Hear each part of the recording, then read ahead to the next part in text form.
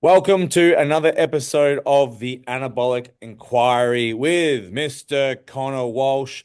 Today we have an exciting episode, the one that I keep saying that I'm excited for nonstop, because it's not about the stuff that we often know about in the sport. Now it's the stuff where I'm going to actually just hand this over to Connor and we're going to have a bit of a discussion. But we've gone through all our steroid or like oil-based collagen. We've gone through testosterone, the DHTs, the 19-nor family. We've gone through peptides.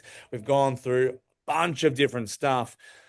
But today we're going to go through all the stuff that you might not have heard of, right? So all the ancillary stuff, the things like we all know what testosterone is. We all know what like growth hormone is. We all know what insulin is.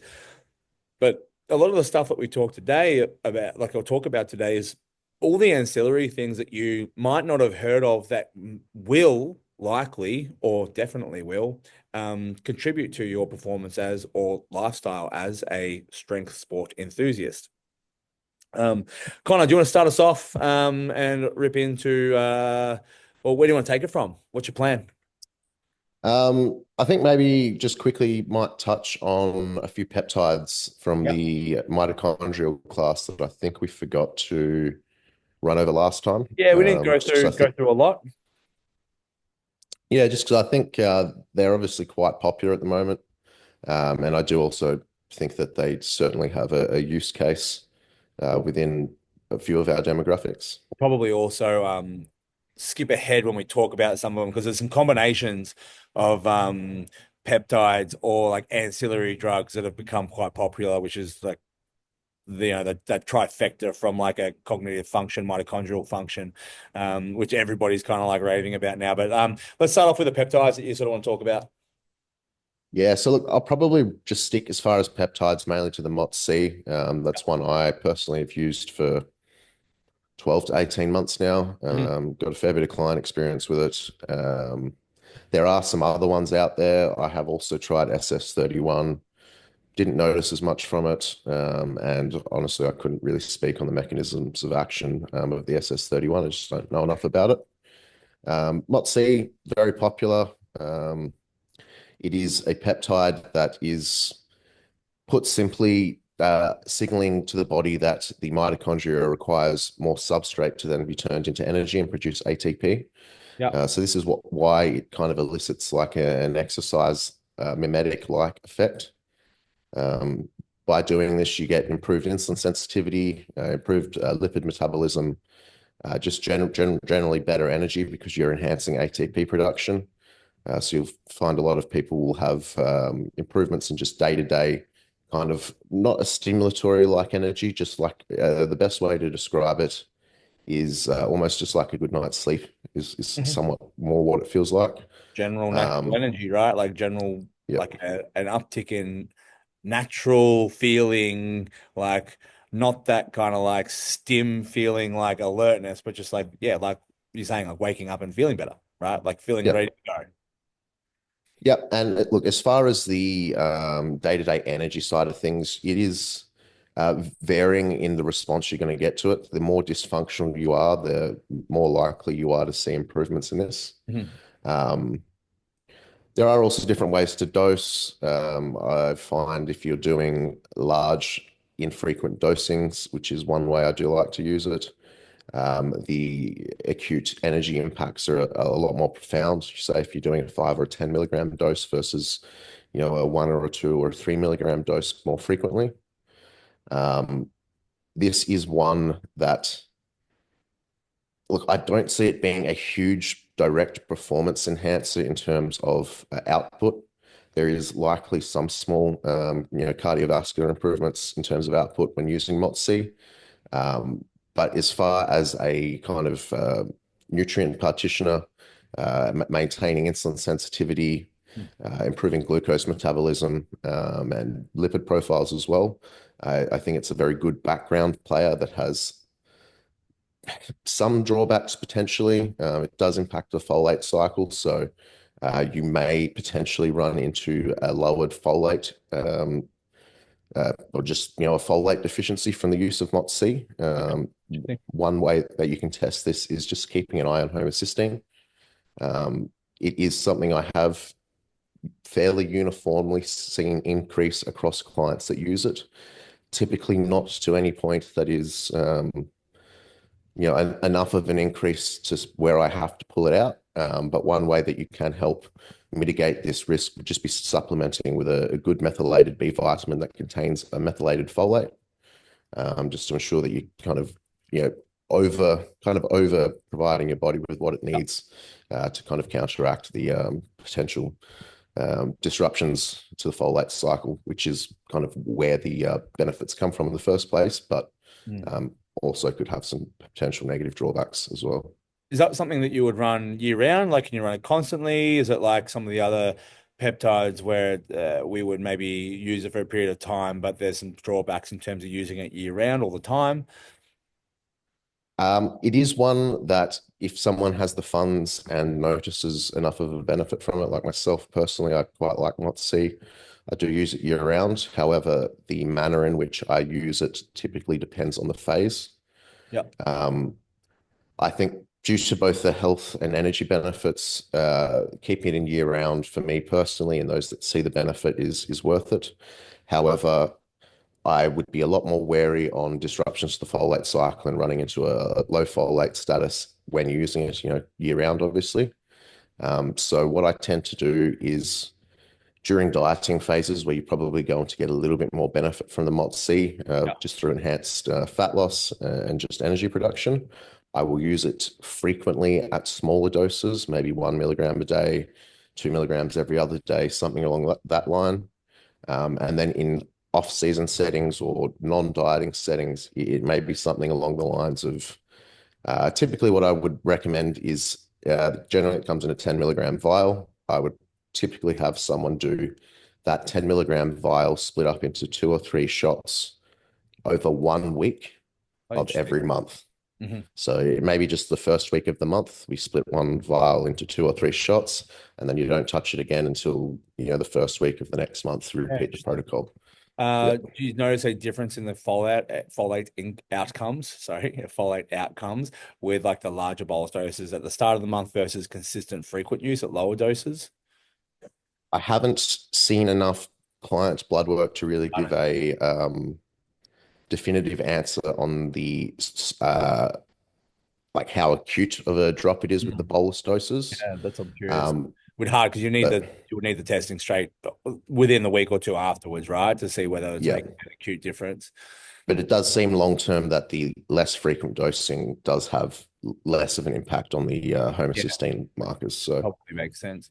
Um, yeah, interesting. Now the MOTS-E in general has been basically coupled with two other drugs, two other supplements, which have taken the world by storm in the golden trifecta for mitochondrial and energy function, right? Which is MOTS-C, SLUPP332, yep.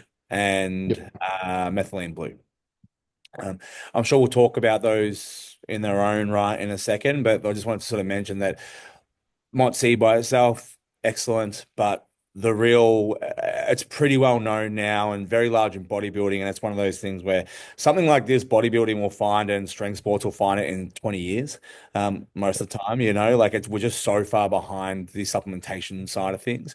But this particular trifecta it's just everywhere at the moment, right? It's being talked about everywhere. So many people are using it, not just like bodybuilders or strength athletes, but people are using that particular trifecta of supplementation to upregulate the energy, fat loss, the whole deal, right? Yep. MOTS-C is the first one. Peptides. Is there any other peptides you feel like we missed and you wanted to cover? Look, again, SS31 is an interesting one. There is some potential uses around that for sure. Very similar from what I can gather to the MOTS-C. I'm not as familiar with the mechanisms of action on that, and I can't really talk on, anything in depth there. But that is one that, if listeners want to do a little bit of their own research in, or if there is enough, maybe comments or whatever in the YouTube section, I can do some additional, Yeah. following up on that and talk about it, but it's just not something I know enough about right now. Yeah, love it. So moving on from the peptides, that's probably the key one that we missed when we went through the peptides because we went through quite a lot of peptides the other week. What's your next category here? There's lots of different, I don't know. I'll probably Hard to just kind categorize? of, yeah, it's a little bit hard to categorize some of them. I So think I'll so probably too. just kind of bounce to and from Yeah. and see Yeah. what we come up with. Yeah. I mean, the key goal Um, here is we just want to talk about, we were discussing this before, but we want to talk about stuff that would be directly useful as a strength athlete or I guess lifestyle enthusiasts, like gym lifestyle enthusiasts as well, would be some of the listeners, but mostly it's going to be strength athletes, right? Like what can we use as an ancillary to the stuff that's going to impact our hormones and stuff to see a return on effort with training and our lifestyle. So, yeah, take it away. well, I may as well just go to SLU while we've already kind of touched on it.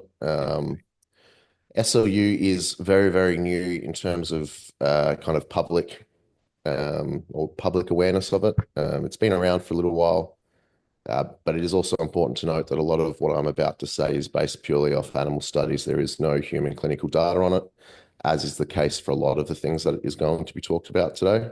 Yeah. Um, Again, it's not something I'm going to be able to talk on like a hugely in-depth basis, but I can give you a pretty brief overview on it. So SLU is a bit of a weird one in the way it works. It is a estrogen-related receptor, particularly specifically an estrogen-related alpha receptor agonist. Despite the name, it doesn't really appear to have too much in the way of estrogenic activity. It is another mitochondrial kind of optimizing product. The doses that are being used in humans are not even remotely, they're not even really comparable to what was used in the rat studies as well. So also keep that in mind when we talk about some of the potential benefits. Anecdotally, I have been using it for about 6 months. I've used it with a decent amount of clients. It is not the game-changing product that I think some people are making it out to be. However, I do think that there is a modest improvement in fat loss. Um, I did use it for the majority of my kind of dieting phase, and I will say that I did find it probably easier to get as lean as I did than previous diets without using it. Mhm. But it certainly wasn't like a night and day difference. I feel And that's primarily when there you get leaner certainly, though too. Like if you notice that difference when yeah, you're like sub 10 or 8% body fat. yeah.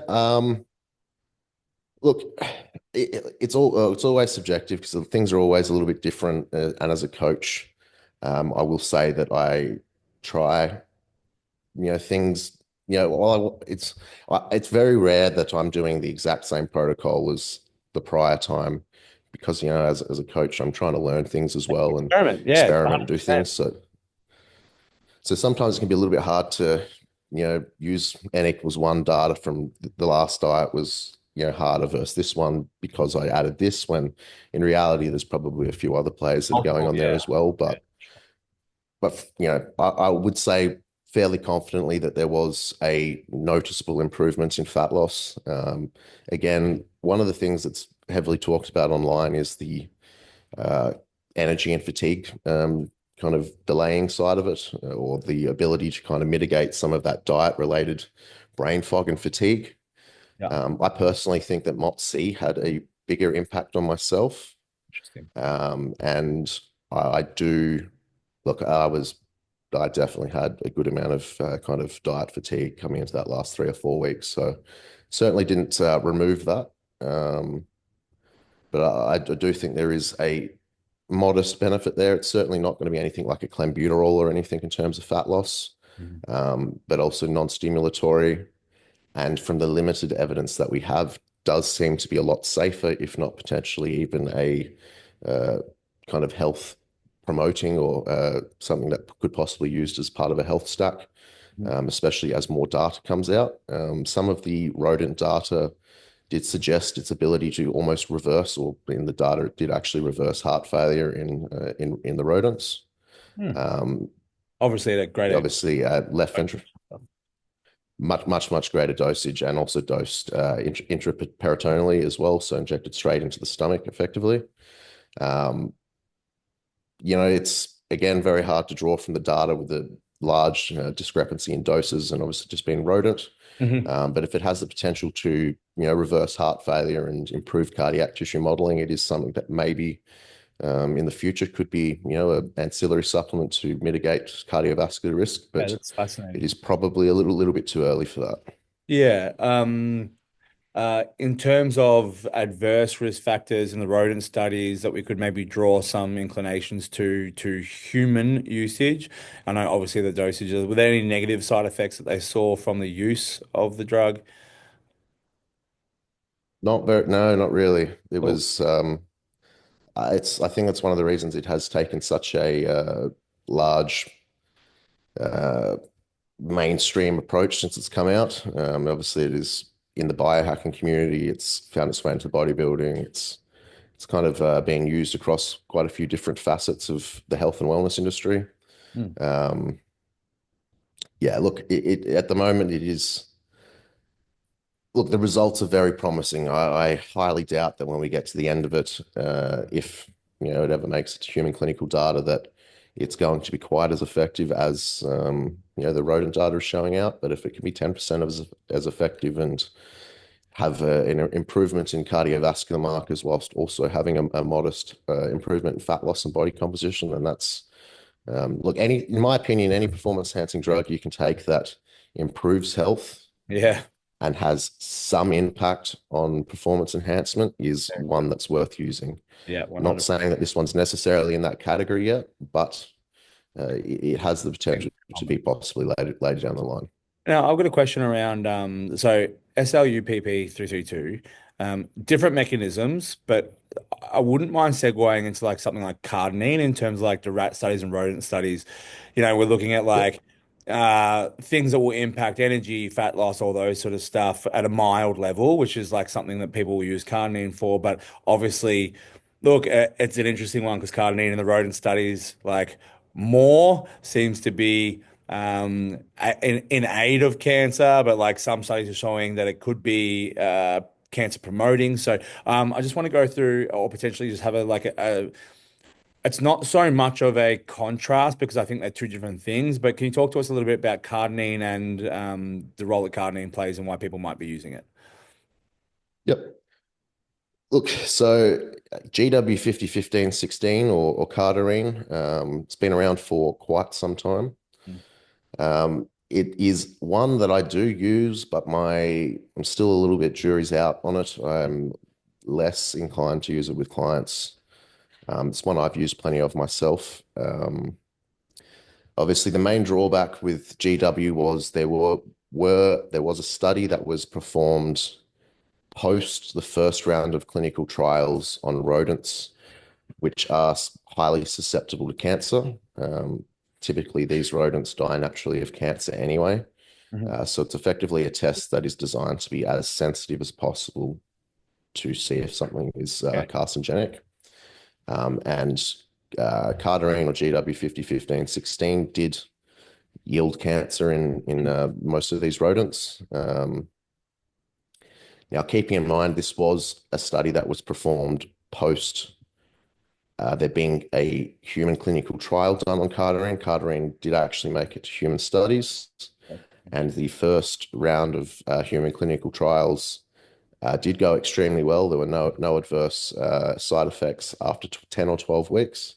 Yeah. Um, but obviously, then due to the rodent study coming out, the second round of clinical studies was thrown out.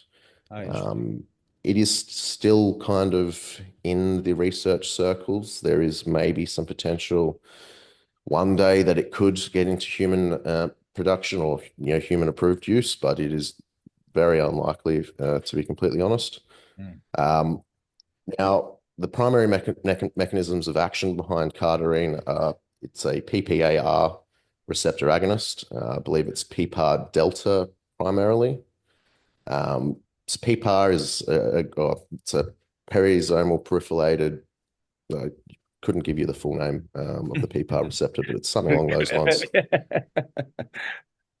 It's a long word. It's too much for me. Yeah. Yeah. So these receptors have a strong impact on kind of metabolism what is being used for fuel within metabolism at that given point in time, as well as like glucose, glucose metabolism, obviously by kind of determining whether lipids or glucose is a primary source of energy. Mm. So GW tends to, the way it works is it switches the body primarily over or more towards lipid metabolism than glucose metabolism.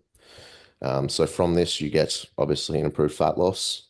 You also get an improvement in lipid panels, which has a bit of individual specific, variation, but in some people it is quite profound.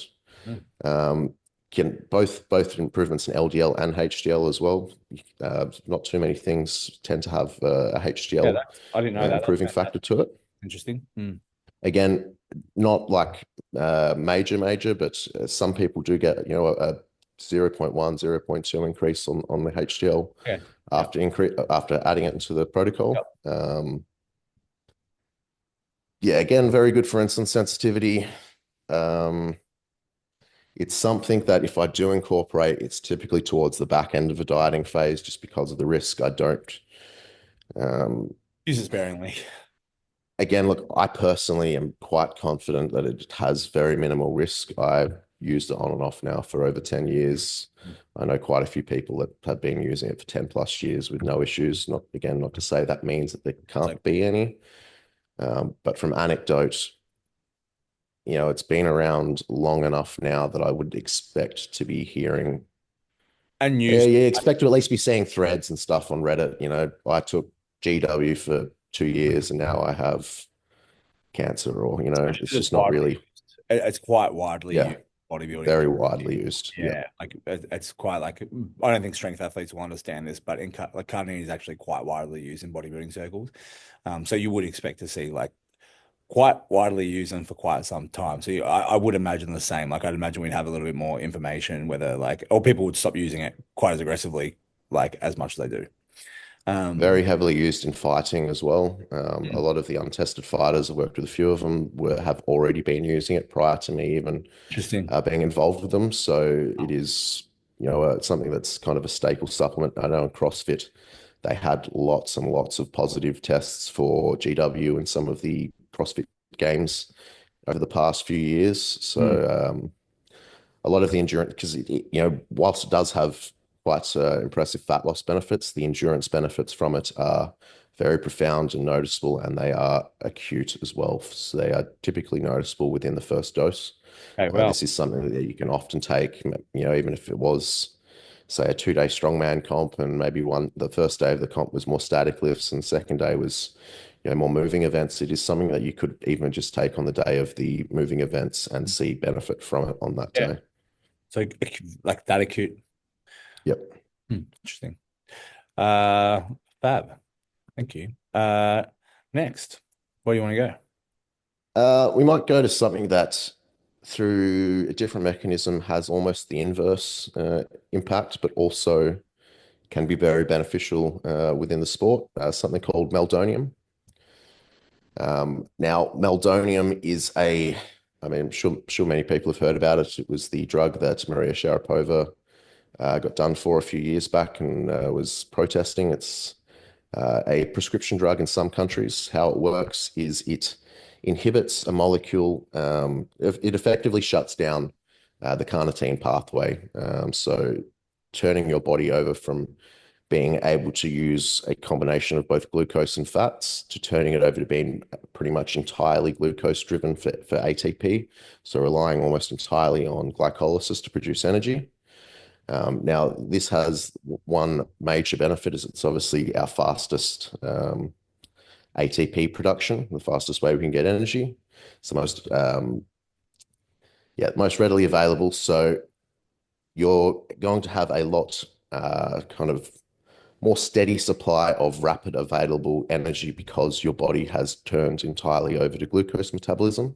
Mhm. It also decreases oxygen demand, so your ability to kind of work in an aerobic capacity should be increased. Mhm. Again, reducing some of the need for that fast acting energy because you are, through going through more aerobic activity as opposed to your anaerobic. Um, It does also improve cognition because obviously glucose is the main fuel for your brain. So you're improving kind of fueling to the brain as well as improve blood flow to the brain as well. So potentially able to think better, concentrate, have more calculated choices within an event as well. Mm. Um, has some reductions in lactic acid buildup, which again, less discomfort through an Massive, event, yeah. more likely to do. Um, One thing where you may want to be careful is obviously because you are turning from a combination metabolism of glucose and lipid to pretty much over to entirely glucose metabolism when the meldonium's active, is it's obviously going to blunt fat burning, Mhm. at least whilst it is present.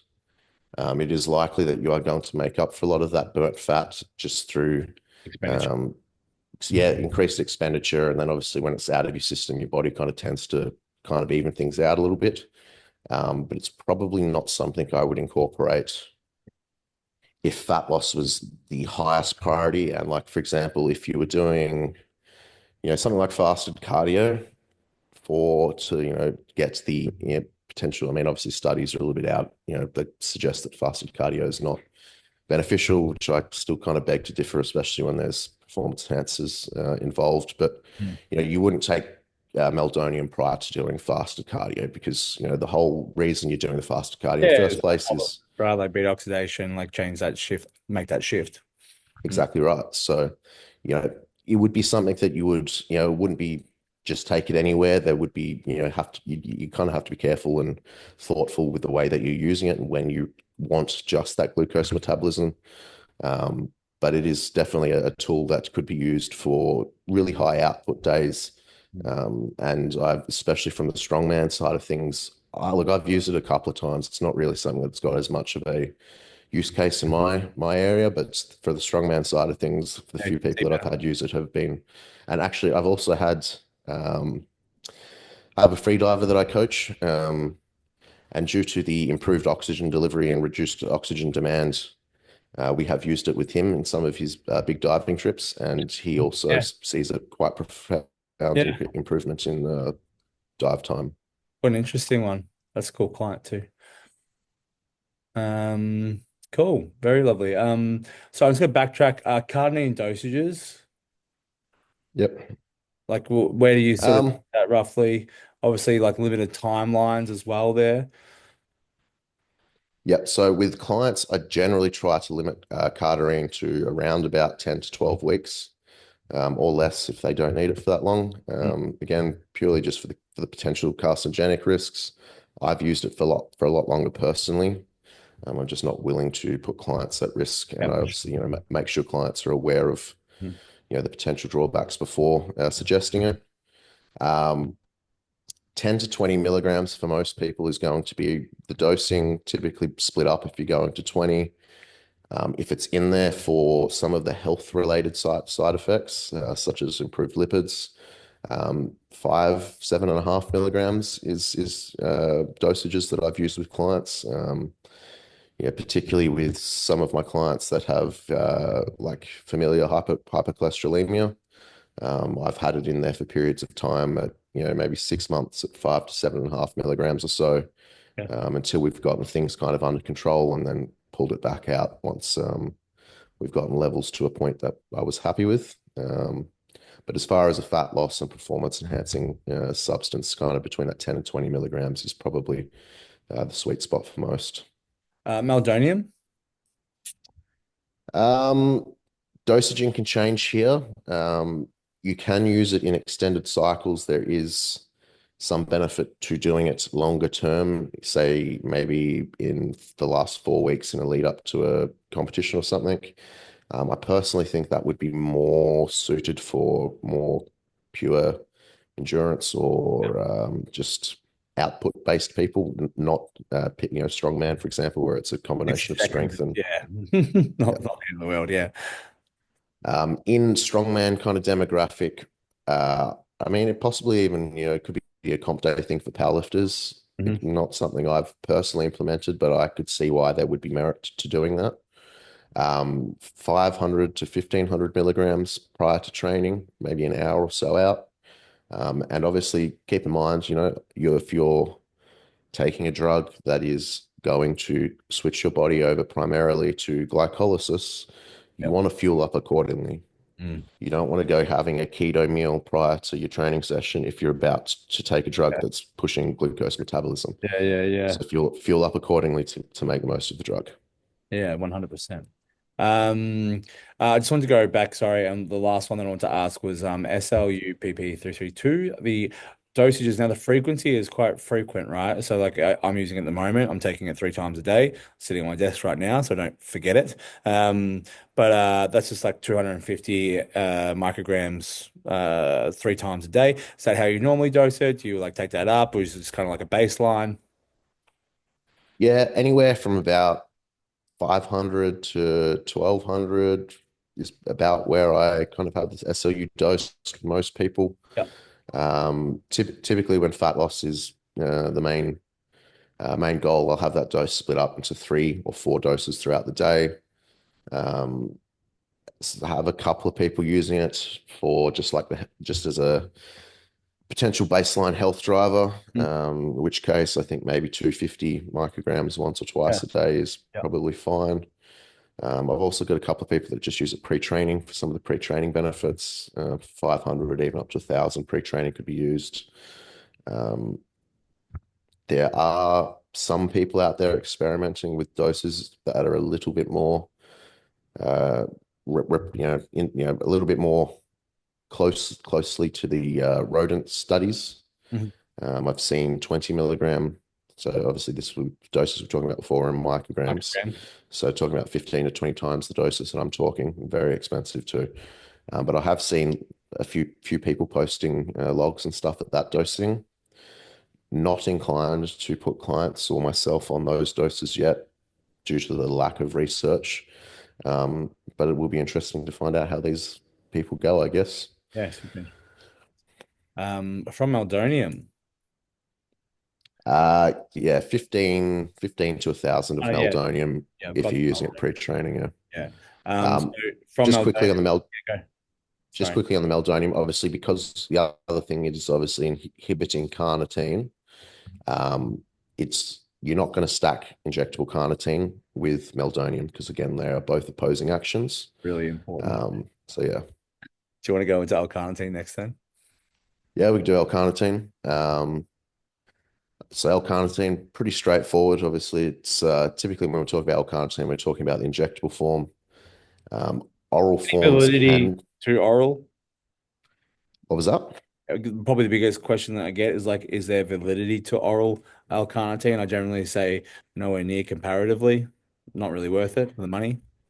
Yeah. So again, depending on the use, there may be a bit more validity to acetyl L-carnitine in oral form. Hmm. But that is more for cognitive benefits. Acetyl Yep. L-carnitine has a better ability to clear the blood-brain barrier, Yep. and has the potential for more cognitive benefits. That's definitely a use for the oral. Hmm. You can use oral carnitine to get some of the benefits that you do of injectable carnitine if you equate for the dosing. It's about 12% bioavailability orally of the of the oral carnitine. That's So 100%, I believe, isn't it? It's like, yeah, yeah. exactly, yeah. So you're looking at somewhere between 8 and 10 times the dosage requirement for for the oral. Um, the main drawback with oral versus injectable is the oral has the potential to convert into TMAO, which is potentially or it is cardiotoxic. Any It's a bacteria in your stomach that causes the TMAO production. So there are things that you could take to reduce the potential that you are going to get any excessive amount of TMAO production from the oral. Mm. Um, but for the cost that you can get the injectables for, um, it's relatively straightforward. I mean, obviously some of them do hurt a little bit, but I don't see a huge amount of need to go for the oral unless you're just terrified of needles, or as I said, you're using the acetyl form purely for the cognitive side. Obviously, the premise behind it is just providing a more raw carnitine to the body to be able to improve fatty acid metabolism transport. improves mitochondrial function. Um, I do really like carnitine for the health benefits as well. There are some studies showing carnitine's ability to not only prevent left ventricular hypertrophy, but also remodel already negatively modeled cardiac tissues. So, in the case you've got an athlete that's experiencing maybe some mild left ventricular hypertrophy that you've picked up on an echocardiogram, uh, uh, carnitine injections are something that could be considered as part of a protocol to try and help reverse that. Um, Improved lipid metabolism does also improve, lipid profiles, so improved LDL, maybe improved HDL levels, but definitely a mild reduction in LDL can generally be seen. Carnitine dosing is a little bit like creatine typically, is in there is like a saturation level that kind of wants to be reached for main, or to get the full benefit from it. So you may, in some cases, do a bit of a loading phase for the first 2 weeks. Mm. I don't typically do this as much anymore. Just a bit of a pain with the extra injections, and you will eventually get to saturation anyway. Um, the If you are going to go a protocol, it would be something around about 1,000 milligrams or so for a week or two. And then most people would be fine around 500 or 600 milligrams, maybe 4 to 5 times a week prior to training as a kind of just a maintenance kind of protocol. As far as the health side of things, I find your best results are going to be dosing prior to bed. Um, better improved lipid profiles.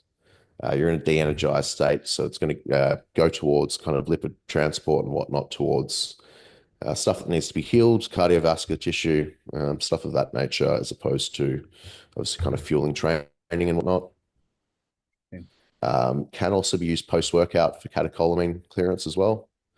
Again, probably starting to get a little bit to the not worth the extra pin for Yeah, the sure. benefits there, but it is something it can be used for. And one, that is a dosing time I have used in my tested guys who, obviously just trying to push the envelope of Mhm. what's wide illegal, and they're happy to do that extra pin. So that is a small benefit of it there. But yeah, that covers the majority of it. The other thing is it stacks very well with most of the other drugs for fat loss. A lot of the other drugs that are improving lipolysis or other areas of other fat loss mechanisms, the extra carnitine is just going to enhance those as well. For most people, it's like a no-brainer just in terms of, so people sort of understand. It's got a lot of great benefits with very, very few drawbacks. It's one of those ones that we're talking about where if you can add a supplement Yeah. that benefits your health and benefits the goal, right? And is a performance-based supplementation or drug, then it's kind of a no-brainer, right? There's not many drawbacks here. The drawback is probably pinning. Most of it, depending on where you get and stuff like that, most of it's pretty reasonable. And there's a lot of benefit to be had, right? Yep. Do you notice a noticeable benefit? Is it worth the pin? Like, is it that good? Or is it kind of like it's a nicety as an extra one percenter? Look, I would still class it a one percenter, maybe slightly higher than a one percenter, but it's certainly not anything comparable to steroids or any of your main, kind of performance enhancing drugs. But again, with the health benefits, anything that's a one percenter that also probably improves my health is that 1% that I'm taking all day. Um, Another benefit is it does actually have some potential for improved androgen receptor sensitivity and efficiency. So you may be able to get a little bit more out of the androgens you're using. It's probably not super profound. I mean, I remember there was a little period around social media where people were trying to talk about, halving your doses with carnitine, which I think is just absolute bullshit. And I think there was one big powerlifter that really pushed that online, who also has a carnitine company. Yeah, I certainly wouldn't quite be buying into that. It is a good product and one that I am quite big on, Mm. but it's by no means going to be a game changer. It's not going to turn a average athlete into a world-class athlete by any means. Next, where do you want to go? Um, what else? Maybe data. Yeah, sure. Data. This is one that's going to be well and truly looked at. It's been discussed a little bit online. Once again, like Max pioneering some of this stuff down here as well, Mhm. at the forefront. But data, a very probably popular elsewhere. You can get it from the States and stuff like that. But data, give us a lowdown, please, sir. Yep. So data is a predominantly veterinary used drug that has found its way into performance enhancing circles. There is some limited human uses of it as well. It is a pyruvate dehydrogenase kinase inhibitor. So it is pushing the body more towards oxidative phosphorylation away from anaerobic glycolysis. Mhm. What this does is it allows a much greater ATP payout versus just glycolysis alone. Obviously, glycolysis is still feeding into oxidative phosphorylation, so you're still getting the the rapid acting ATP from the glycolysis, plus the large payout from the oxidative phosphorylation, which is a 34 ATP, as opposed to just the 2 ATP per glucose molecule that you get from glycolysis. So a significantly more sustainable supply of ATP as opposed to just glycolysis alone. By doing this, you're also reducing lactic acid buildup as well. Um, yeah, so this one's going to be a maintenance not as big probably in powerlifting. Again, though, comp day possibly it could be a use for. But your kind of more energy output based events in strongman are going to see a pretty profound improvement in this. So, That's an acute. That's something quite like an a acute. farmer's walk, Yeah, quite an acute difference, right? definitely, yeah. And I would imagine this would also, I haven't had clients do this, at least not at this point, but I would imagine this would go extremely well with something like meldonium. Very interesting. What dosages have you used? What's the general feedback on this on data from like strength athletes or like strongman athletes? What's the general consensus? Like, are they noting a very acute, noticeable change in their training output? I haven't used it with as many. So I've only got like a handful of strongman guys. I have used this with a tested cyclist, and Interesting. when he added it in, it was close to game changing as he Okay. could kind of go for that. It was very, very profound. We were hitting all-time PBs way out from his competition before he was even really getting into his proper power training. Yeah, interesting. Um, Perception of effort was much lower. Obviously, the reduction in lactic acid buildup Of course, makes is going to be very big. hmm Um, Again, probably not quite as profound as some influencers making it out to be in terms of I think Alex Kickle put up some stuff about being concerned about tearing up your shit and whatnot. Yeah, sure. Adding data in, which I mean, look, it's definitely possible, but I think that's the case with most performance enhancing drugs. I Yeah. do not think that the risk is anywhere near profound as adding in a trenbolone or a halotestin or an anadrol or anything like that as far as Hey, like any acute output. imagery. Yeah, exactly. Um, but it is probably one of the more notable performance enhancers from the non kind of hormonal category. Next. Do much on, did we do nootropics too much last week? We didn't really touch on much.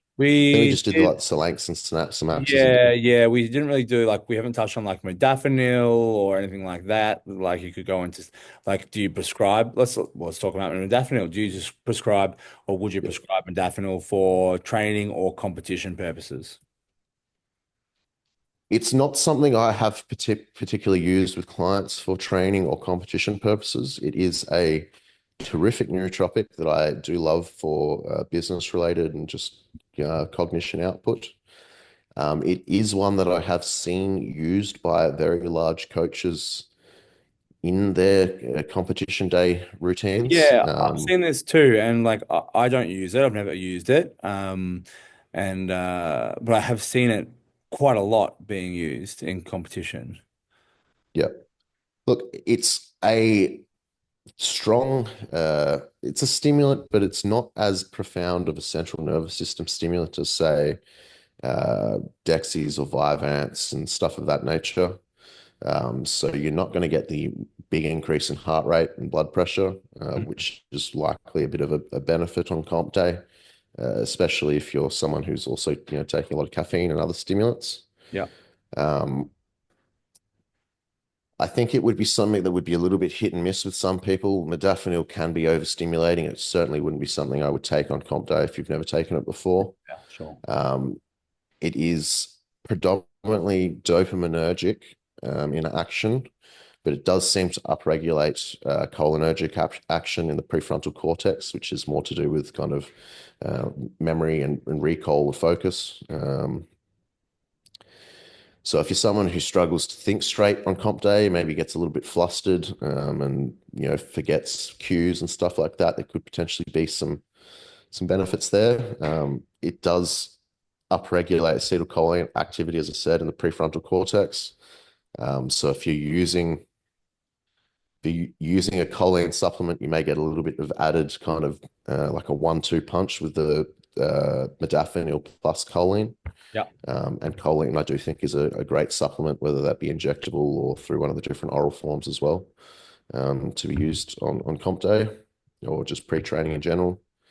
Um, yeah, that's kind of the majority of modafinil. It's not, as I said, it's not something I really use or at this stage. It's something I'm definitely open to looking into further, because these coaches that I have seen it on, their protocols there, they yield good results, and they definitely kind of know what they're talking about. But as far as from a mechanistic standpoint, it's not something that I understand well enough to, or at least from what I can understand of it, I don't.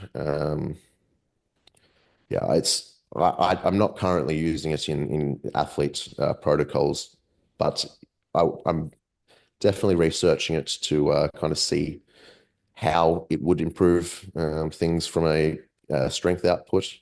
And it's definitely something I'm open to looking into in the future. So when you're talking nootropics before as well, outside of like Solanc, C-Max, cerebrolison and stuff, which we talked about the other week, is there anything else that you think is really noteworthy for athletes to be maybe investing in besides caffeine? Yeah, well, caffeine I think is honestly very Yeah. overlooked. It's one of the Yeah. few things that's proven. Yeah. Caffeine and like I mean I gave up nicotine because I'm a filthy fucking addict. Like it's just one of those things that like I can't put in because I know that I know that it is not like a I can use it just for a cause. Do you know what I mean? Like Yeah. even gum and stuff like that is something that I just have had an addiction to. Like I had a hard time giving it up, so I know that I won't use that. But like nicotine and caffeine, You had fantastic. a hard time giving up nicotine gum. Not nicotine gum, but vaping. Fucking oath. Oh, Gum's okay. not too bad. I can deal with gum, but like I'm just kind of like my feeling on nicotine is just like if it's present, you're addicted. Like if you're present, the nicotine is nicotine, right? So Yeah. that's what your body craves, Yeah. mechanistic standpoint. So I just kind of stay away from it. But no, I didn't have a hard time giving up nicotine. I have had friends who have gotten fucking addicted to nicotine gum, like punching packet. Good. That's Yeah. impressive. I I started using nicotine pre-training Yeah. 2 or 3 years ago Yeah. before the Zins were around, and it was either gums or lozenges. Mm. And fuck me, they are terrible. I cannot Yeah, imagine. yeah. The I burning right, sensation, like I get the yeah, cough, it's like stuff like pepper. that. Yeah, I didn't mind. I tried. No, like just I smoking. I was a smoker, like a social smoker, then a smoker, and then like a vapor. And yeah, gave it up like a year ago, 18 months ago, or something like that. And I just kind of like, just from like a backstop, I don't use it anymore. And you know what? Like I yeah, used to really enjoy nicotine pre-training and mostly post-training. Like post-training, like de-stress, I'd be like, oh, that just hit different, It was so yeah. nice. But yeah, nicotine, generally not smoked as an aside, like vaping or like ingested through like inhaling, not really The same. Trust me, I looked into it hard because I was like looking for excuses to keep doing it, but not really the same impact on performance, if not deleterious to performance long term, where like gums, zins, et cetera, can actually have like quite a good acute impact on performance, Yeah. just Yeah, like agreed. and caffeine. Right. So yeah, two very simple drugs that are like overlooked. People look for the magical answer, but it's like the simple stuff works, right? Like Yeah. 400 milligrams of caffeine in your local pre-workout and like a little bit of nicotine. Like there's a really notable strongman who uses the patches for pre-training all the time, like who Yeah. uses the nicotine patches for training. So quite strong performance enhancing drugs, right? Which we Also, aromatase inhibitor properties as well, Mm. potential aromatase-like inhibitors as well. Yeah. Yeah. Anything else that you think is worthwhile from like a performance standpoint in these like ancillary supplementational drugs? Look, I think again, choline or injectable choline Mm. are probably worth incorporating for many. Yeah. Obviously, choline controls most of our neural pathways, but as far as muscular neural pathways, it's what sends the signals for our muscles to contract. Obviously, when we're trying to perform a movement with as much force as possible, you want as much cholinergic activity to innervate that muscle with as much strength as possible for that muscle to then generate as much force as possible. So Yep. it makes sense that supplementing with choline-based products prior to training. Yep. There is also studies suggesting even stuff as simple as alpha GPC have improvements on force output. Mm. Um, Injectable choline, definitely a good option. I like the injectable choline. To be honest, alpha GPC at a high enough dose will probably yield the majority of the benefits there as well. Mm. Um, There is, again, a small drawback of potential TMAO conversion from oral cholines. So Mhm. potentially maybe a little cardiotoxic. However, the bioavailability of oral choline versus carnitine is much more manageable for the dosing orally versus injectable, but the same potential TMAO risks do still exist. Yeah. Um, but yeah, either an injectable choline or an alpha GPC, I do believe most strength-based athletes should have in a pre-workout for sure. From a health. And on comp, yeah, No, you go. no, you please go. Continue. From a comp day standpoint, it may make sense to load up a little heavier prior to a comp day as well, where obviously you're expecting to be undergoing a large amount of central nervous system stress and expecting a lot of kind of strong stimulation from the central nervous system on that day. Plus, choline, if you want to think of it almost as like the fuel in a race car, when you take things that are akin to smashing down the accelerator, like stimulants, caffeine, modafinil, stuff of that nature. Obviously, if choline's the fuel and you smash the gas pedal down, you're going to start burning through that fuel a hell of a lot quicker. Mm. So if you're doing something that's burning out the fuel quickly, you want to make sure there is more coming in to ensure that you don't run out of that fuel when you are smashing these other stimulants down. I really like that analogy. That's a great analogy. Thank you.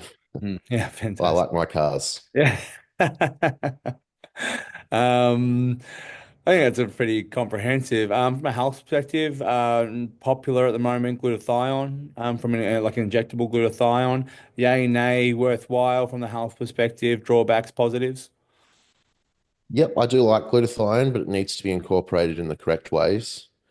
Very, very, very potent antioxidant, well and truly potent enough to interfere with training related responses. Mhm. Um, so obviously a lot of the things we do in life that are healthy or that make us healthier are acute Stresses. stresses that then lead to improvements in long-term function that including exercise. So exercise is obviously an acute stressor that we adapt from and get better from, and then long term we make health adjustments to and physical adjustments, everything like that.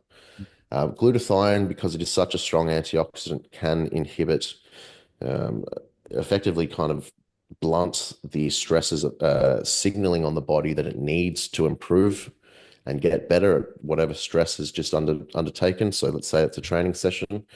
If you were to take glutathione immediately post-training, it would almost signal to your body that it hasn't occurred and that it doesn't need to repair it because we've kind of dealt with all the oxidative stress. We're not, it's just not seeing the kind of the damage from the training. So you're going to interfere with the positive Yeah. uh, Recovery response. adaptations you make. Yeah. Um, Rest days pre-bed is when I like to use glutathione, and that's when I personally use it myself. Yeah. Um, 1 to 2 times a week. I just do it on my bigger of my two rest days. I have two rest days, but one of them's like a complete rest day. The other's a little bit of like an active rest. On my complete rest day, I do a 5 to 600 milligrams, just depending on which glutathione source I'm using. Yeah. And I do that until all pre-bed. Yeah. Great. Marvelous. I think that's all the things that I sort of had. Actually, I got one interesting one for you. Clenbuterol and mirabegron is obviously taking up a little bit of like popularity now. Clenbuterol, not often used, but maybe used with some of our like weight class athletes, maybe as a potential aid for making weight. Female athletes, it's got mild anabolic properties. And then obviously, maybe some, as it's a bronchodilator and designed for asthma, some cardiovascular benefits, right? So, Yep. you want to probably the last one we can touch on is like maybe those two fat loss drugs. Yep. So clenbuterol is a beta 2 androgenic agonist. It's got a fairly long half-life, kind of 24 to 36 hours, depending on where you read, who you ask. Hmm. Um, it is used in human asthma in some countries. It's not in Australia. It's predominantly used in veterinary asthma cases. Um, mirabegron is a beta 3, I believe. I think it's predominantly a beta 3 androgenic agonist. I believe that is used in urinary, maybe over, I think it's over urination cases. Not one I'm super familiar with. It's relatively new, and not one I have personally been able to access or use with clients Yeah, yet that's either. probably the only thing. It's like not accessible, but I've heard amazing things. That's why I was curious on your opinion, but keep talking. Yeah, look, I've done a little bit of research into the mirabegron, but it's not something I'm super well educated on, just purely because I haven't been able to access it or don't really have any clients that have access to it. They're not the third one in this class, which I do actually use quite frequently. Probably the most frequently of the three actually is salbutamol or albuterol. Salbutamol and albuterol are the same drugs. Salbutamol is just the Australian drug name, albuterol, which more people are probably familiar with just due to online creators. But that is the American name of the drug. Mhm. Salbutamol is what you find in your general over-the-counter asthma puffer. Mhm. Also a beta 2 androgenic agonist, bronchodilator, um, much shorter half-life. So you can get this in oral tablets, inhaled form. You can even get it underground in injectable forms as well. Um, Very similar action to clenbuterol, just at a much shortened half-life, and the milligram or the dosing comparison is very large. It's obviously clenbuterol is going to be dosed in micrograms. Albuterol is typically dosed in milligrams, especially if dosing orally. Um, if using albuterol for fat loss due to the short half-life, you're going to want to dose it multiple times per day, as opposed to clenbuterol, which typically you can get away with just morning dosing due to the longer half-life. Um, Like, Albuterol, how you're taking as well. yeah, From a side effect standpoint, if you are taking a little bit more high dosages, sometimes your acute side effects post a higher dose might be a little bit gnarly, sort of definitely. a bit, yeah. Yeah, for sure. Um, my most common use of the albuterol is just with the over-the-counter inhaler, mainly for bronchodilation prior to training, but a little bit of that lipolysis effect from the beta 2 androgenic Mhm. stimulation. Um, Around about 10 puffs, or which usually works out to be 1,000 micrograms. is what I find to be a relatively effective dose for most people if just using the salbutamol inhaler. Um, Obviously, they are strong stimulants, so you want to be careful stacking with other stimulants. Left ventricular hypertrophy is a risk, especially with clenbuterol, with a longer half-life, and the fact that it's often also combined with steroids and growth hormones and other products that also contribute to left ventricular hypertrophy. Um, as far as mitigating some of the risks with these drugs, some people could look into the use of something like an abivalol, which is a selective beta blocker, which has very minimal impact on the beta 2 receptor. It is from memory, it is selective up to about 10 milligrams. I think past a 10 milligram dose, it begins to lose its selectivity. Mhm. Um, by Gotcha. doing this, you're able to inhibit some of the heart rate increasing impacts of the clenbuterol without impacting the lipolytic impacts of the beta 2 agonism from clenbuterol. So you're getting most of the benefit fat loss wise, but still modulating and keeping heart rate at um, at a slightly lower level. That's It probably the may in for people, just like in terms of side effects, like clenbuterol, maybe albuterol less so, but like clenbuterol, quite a high spike in heart rate, resting temp. There's a few like key things that you'll notice, like a pretty acute. I mean, that's what they're taking it for essentially, but there's some acute things that, like, depending on what your baseline is, to be mindful of. Yeah, definitely. Um, yeah, that's the majority of it for clenbuterol. Really, it's again probably as far as kind of relatively normal and safe, or I'm not going to call it safe, but not excessively unsafe. Mm. For example, like DNP, clenbuterol is probably the biggest needle mover that you have as far as pharmaceutical enhancements for fat loss. Yeah. Like all these other drugs are great, they're nice, they probably have less associated side effects, but good old clenbuterol is still going to be the largest. I mean, aside from maybe thyroid, but then you're getting into some. There's plenty of risks associated with Like T3 kind of excessive stuff. thyroid use and stuff like that as well. So yeah, Cool. Love it. Well, yeah, I think that covers pretty much all those fun little aside things, right? yeah. I'm just trying to think if there's anything else that's. I mean, I'm sure I'll get off this and I'll think Yeah, of ten you'll think different of, things and be like, and we'll have another opportunity to go through. But I think that's a really good start that people to like, not all the information, but like that's a good comprehensive list so you can go away, do some studying or do some like investigation and see what sort of works best for your purposes, right? Um, Anything else to add in general? not really. But look, if people want to reach out and if there's areas that I haven't been able to go into in depth with, and you would like, a more in-depth response, just if you can let one of me or Tyson know, I'm more than Yeah. happy to, put some time aside and do the research that's required so that I can give you a little bit more of an in-depth response. We just need to know that there's going to be enough, enough attention to warrant it. Yeah. So Love it. Well, thanks for tuning in, team. We'll see you again sometime in the near future, next month, to go through some other stuff. We'll think of some great other topics, or if you've got topics, or you're watching and you're following along, and you've got questions, feel free to just shoot them to either Connor or myself at any time, and we can sort of add it to the list. But apart from that, have a great week and do your thing. thanks, Tyson. Love it.